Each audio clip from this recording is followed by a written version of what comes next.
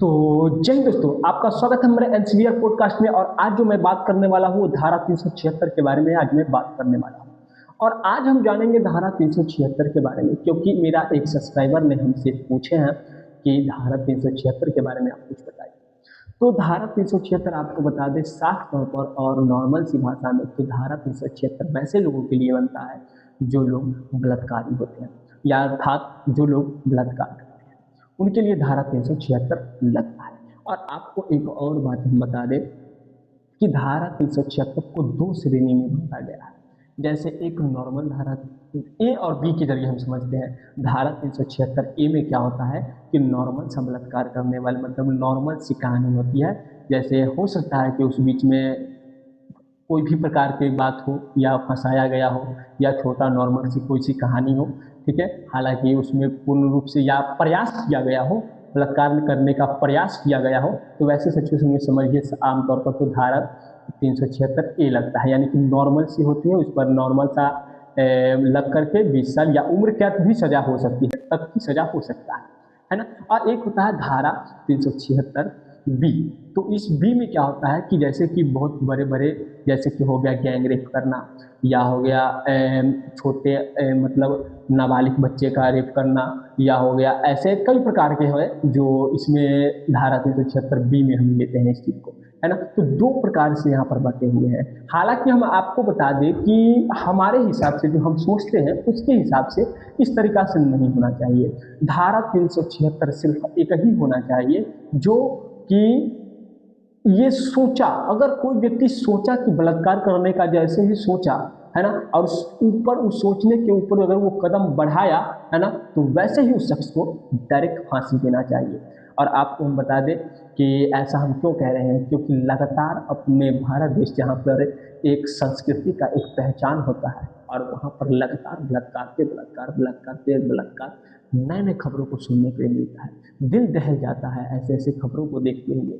और आपको हम बता दें कि अभी हाल में ही कई प्रकार की न्यूज आए हैं। छोटे छोटे बच्चियां होती हैं, इतने छोटे छोटे बच्चियां जिनको अभी शुद्ध से अपना परिवार तक के, पूरे परिवार का भी नाम पता नहीं होगा, शुद्ध से उसको स्कूल तक का भी पूरी जानकारी नहीं होगा, नर्सरी तक के बच्चा को ऐसे से घटनाओं को देखा गया है। तो आपको हम बता दें कि वैसे लोग जो धारा ए और बी में बटे हुए हैं, वो सभी को एक ही धारा में लिया जाए, धारा 376। और धारा 376 के तहत सभी को, जिन्होंने सोचा है अर्थात जिन्होंने किया है, वो सभी को एक ही चीज़ मिलना चाहिए, वो होना चाहिए फांसी, फांसी, फांसी, बस।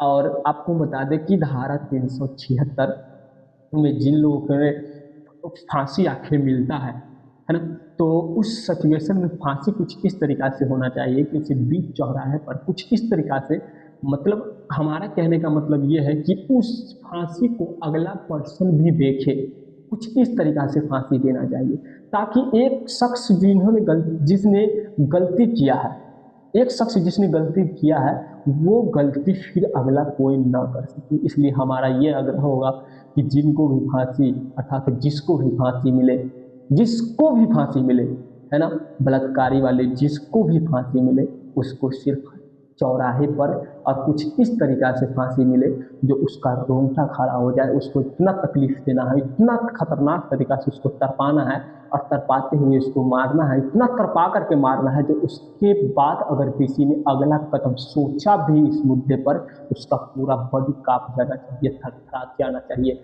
और आपको हम बता दें कि ये जो भारत में जो केस लगातार बढ़ते जा रहा है, सिर्फ इसी के कारण, क्योंकि फांसी तो दिया जाता है, लेकिन अगला को बताया ही नहीं जाता है कि फांसी में आखिर होता क्या है। अर्थात ये मर तो जाता है इंसान, लेकिन वो तड़पता नहीं है, चीखता नहीं है, चिल्लाता नहीं है। ये भारत की जनता देखता नहीं है।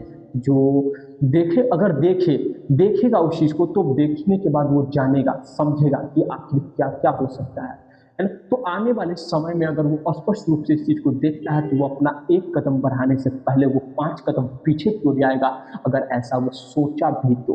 और आपको हम बता दें कि बलात्कारी का एक ही चीज़ होना चाहिए, वो होना चाहिए फांसी, फांसी, फांसी। और इससे हम वीडियो इसलिए हम बनाए हैं क्योंकि भारत में लगातार इस चीज़ को देखा जा रहा है और बढ़ते हुए ही जा रहा है। इसकी संख्या रुक नहीं रही है सर, इसकी संख्या रोक नहीं रही है। और हम भारत सरकार से एक और चीज़ का गुजारिश करेंगे कि भारत सरकार आप इस चीज़ पर ध्यान दीजिए। भले ही दुनिया का कोई भी काम हो, अगर आप उस पर नहीं कुछ बोलते हैं तो कोई दिक्कत नहीं है, लेकिन अगर जैसे ही बात आता है किसी भी प्रकार के स्त्री, महिला, बच्ची, किसी भी प्रकार की लड़की, उस पर बलात्कारी का आरोप जैसे ही आता है तो आपको सबसे पहले सारे काम को छोड़ करके डायरेक्ट उस पर एक्शन लेना है और जितना जल्दी हो सके उस शख्स को फांसी की गिरफ्तार पर डालना है।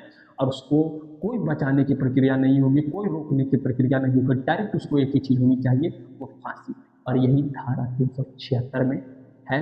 हालांकि हमने इस बात को अपनी रूप से बताया है, लेकिन तो ये हमारा मत था जो कि बलात्कारियों को लेकर के था। और भारत की जनता को इसके लेकर के हम एक और बात बताना चाहते हैं कि भारत की जनता को इसको लेकर के दीप लेकर के जलाना ना पड़े, रोड हड़ताल करना ना पड़े, कुछ भी करने की आवश्यकता ना पड़े। सरकार डायरेक्ट इस पर एक्शन ले और डायरेक्ट वैसे शख्स को फांसी की सजा तक पहुंचाए। और ये हमारा काम नहीं रहना चाहिए और ये जनता का काम नहीं रहना चाहिए। खास तौर पर ये डायरेक्ट काम होना चाहिए तो सरकार का होना चाहिए, क्योंकि जनता सोचे या ना सोचे, सरकार को इस सारी चीज़ के बारे में जानकारी पहले से होती है और पहुंच जाती है। तो जैसे ही खबर पहुंचे इसको फांसी मिल जाना चाहिए। जनता में हर जगह पर बात पहुंचने से पहले वैसे शख्स को फांसी मिल जाना चाहिए। नहीं तो अभी जैसा कि हमने भारत की हालत को देखा है ना, भारत के हालात को देखा है, सारी जनता भारत के निकलते हैं, एक बच्ची जिसका बलात्कार हुआ है उसके इंसाफ के लिए निकलना पड़ता है, तब जाकर के इंसाफ मिलता है। और हालांकि पूर्ण रूप से तो बहुत को इंसाफ भी नहीं मिलता है। तो ऐसा हमारा भारत का स्थिति हो चुका है। तो आपको हम बता दें कि भारतीय संस्कृति को याद रखते हुए हमारे देश के सरकारों से ये अपील रहेगा कि अब भारत में बलात्कारियों की संख्या कमनी चाहिए और ऐसे बलात्कार करने वाले को दर्दनाक से दर्दनाक मौत देनी चाहिए, जिससे अगला व्यक्ति काफ़ी ज़्यादा संभले और करने से पहले एक कदम आगे बढ़ाने से पहले वो 20 कदम पीछे की ओर जाए। तो हम अपनी बातों को यहीं पर समाप्त करते हैं और जय हिंद दोस्तों।